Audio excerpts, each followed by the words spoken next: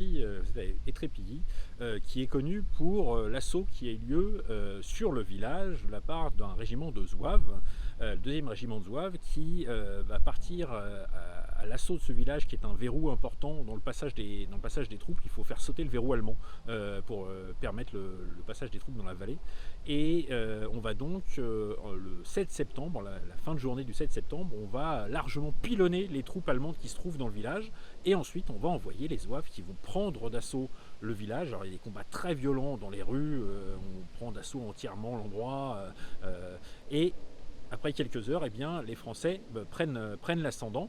Ce qui va se passer cependant, c'est qu'ils ont perdu beaucoup d'hommes, et comme bien sûr c'est un combat avec des armes à feu, il y a des endroits où le feu prend, notamment sur des granges, et avec la lueur des flammes, les Allemands, qui avaient été complètement surpris par la violence de l'assaut des zouaves, qui avaient l'impression d'être face à des vagues immenses qui ne s'arrêtaient pas, vont se rendre compte qu'ils sont très peu nombreux, les zouaves, et donc les Allemands vont contre-attaquer, parce qu'ils vont se rendre compte qu'ils ne sont pas nombreux. S'ils n'avaient pas eu cette information-là grâce aux flammes, eh bien ils auraient fui le village avec l'impression qu'ils n'auraient de toute façon pas pu repousser les Français.